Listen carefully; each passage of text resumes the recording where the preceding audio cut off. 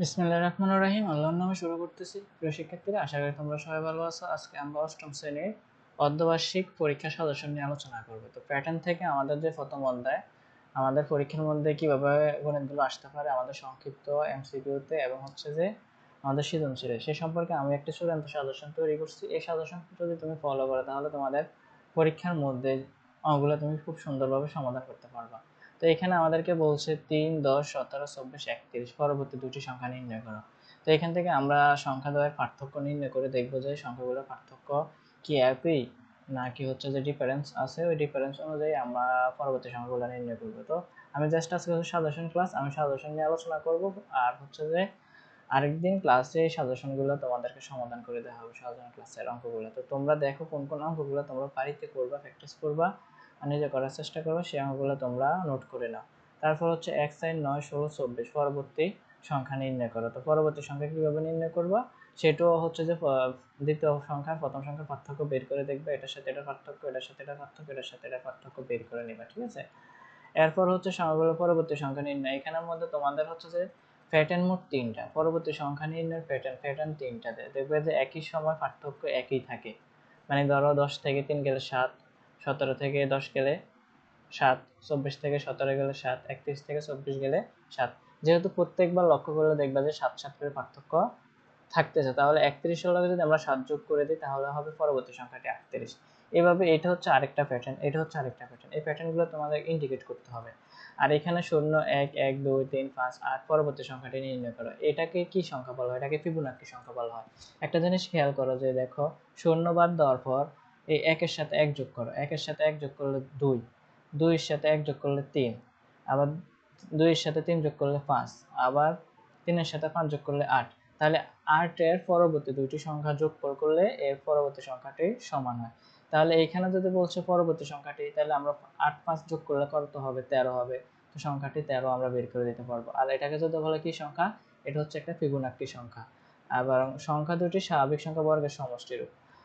বর্গের সমষ্টি বলতে বর্গের সংখ্যা বলতে আমাদেরকে ওই সংখ্যাগুলো বোঝায় যে সংখ্যাকে আমরা একই সংখ্যা দ্বারা গুণ করি। যেরকম 1 1 1 একটা বর্গ সংখ্যা, 2 2 গুণে 4 একটা বর্গ সংখ্যা, 3 3 9 একটা বর্গ সংখ্যা, তারপর হচ্ছে যে 4 4 16 একটা বর্গ সংখ্যা। তাহলে এখানে 10 এর আমি তোমাদেরকে জাস্ট একটা করে দেখাইতেছি। 10 এর বর্গ সংখ্যা আমরা যদি করতে যাই তাহলে আমরা কিভাবে করব দেখো।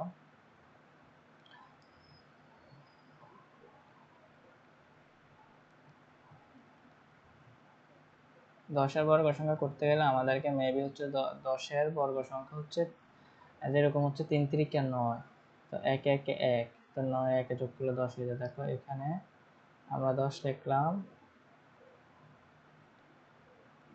সমান সমান, তাহলে এখানে দিলাম 3 স্কয়ার যোগ 1 স্কয়ার।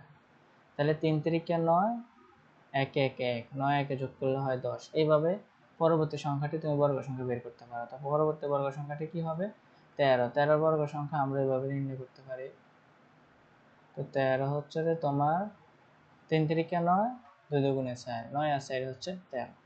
তাহলে আমরা এখানে 3 স্কয়ার তারপরে প্লাস 2 স্কয়ার দিতে হবে। এইভাবে আমরা বর্গ সংখ্যাগুলো করব, ঠিক আছে? তো এবার আমরা হচ্ছে যে সৃজনশীল কিভাবে প্যাটার্ন আমরা করব সেটা নিয়ে আমরা এখন আলোচনা করব। আমাদের পরীক্ষার মধ্যে সৃজনশীল থাকবে। তো সৃজনশীল হচ্ছে যে উদাহরণ 4।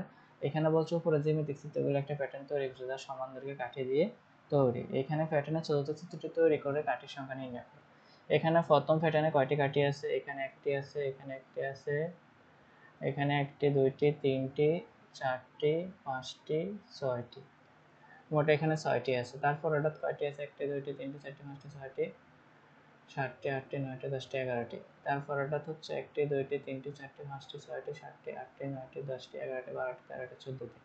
তাহলে আমরা কাঠির সংখ্যাগুলা বের করে পার্থক্য নির্ণয় করব। পার্থক্য নির্ণয় করার পরবর্তী হচ্ছে যে পরবর্তী প্যাটার্ন বা চিত্রটি আমরা তৈরি করতে পারবো। তো এটা হচ্ছে যে আমি জাস্ট তোমাদেরকে বুঝাই দিতেছি, আগামী ক্লাসে আমি অঙ্কগুলো তোমাদেরকে সমাধান করে দেবো।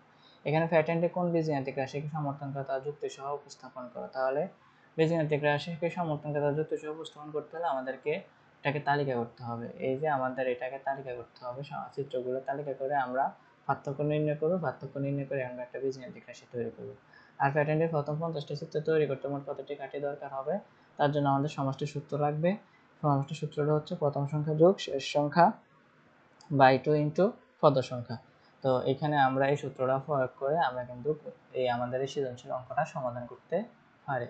তারপর হচ্ছে তোমার পরবর্তী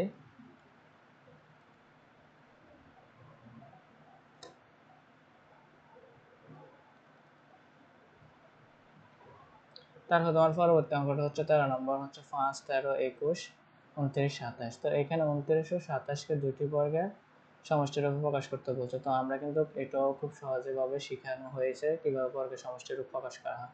তো আশা করি প্রিয় শিক্ষার্থীরা তোমরা যে আলোচনা করছি এই আলোচনা ভিত্তিতে তোমরা কিন্তু পরীক্ষায় ভালো ফলাফল করতে পারো। এখানে দেখো 5, 13, 21, 29, 37, এখানে 29 ও 37কে দুটি স্বাভাবিক সংখ্যা বর্গের সমষ্টিরূপে প্রকাশ করবা। বর্গের সংখ্যা মানে একই সংখ্যা দ্বারা গুণ করে যে সংখ্যা পাওয়া যায় এটাকে বর্গ সংখ্যা বলে। তো এরকম দুইটা বর্গ সংখ্যা নিয়ে 29 মিলাতে হবে। তালিকা পরবর্তী 4টি সংখ্যা নির্ণয়। তাহলে এটা খুব সহজ। এটা পার্থক্যগুলো আগে তোমরা লক্ষ্য করে নেবে যে পার্থক্যগুলো কেমন, তারপর পরবর্তী 4টি সংখ্যা নির্ণয় করে নেবে। তারপর তালিকার প্রথম 50টি সংখ্যার সমষ্টি নির্ণয়। তাহলে তোমাকে কি করতে হবে? এগুলোর পার্থক্য নির্ণয় করে একটা বীজগাণিতিক প্যাটার্ন তৈরি করতে হবে। বীজগাণিতিক প্যাটার্ন তৈরি করার পরবর্তী তোমার 50টি সংখ্যার সমষ্টির যে সূত্র আছে, সূত্রটা হচ্ছে যে আবার বলে দিতেছি, সমষ্টির সংখ্যার সূত্র হচ্ছে যে প্রথম সংখ্যা যোগ শেষ সংখ্যা বাই 2 ইন্টু পদ সংখ্যা। তারপরে তুমি অঙ্কটা সমাধান করলে তোমরা সৃজনশীল খুব সুন্দরভাবে প্যাটার্ন থেকে আসলে দিতে পারবা। তো সবার সুস্থ থাকবে, ভালো থাকবে, এবং হচ্ছে তোমাদের যদি সমাধান ক্লাস দেখতে চাও তাহলে কমেন্ট করবা।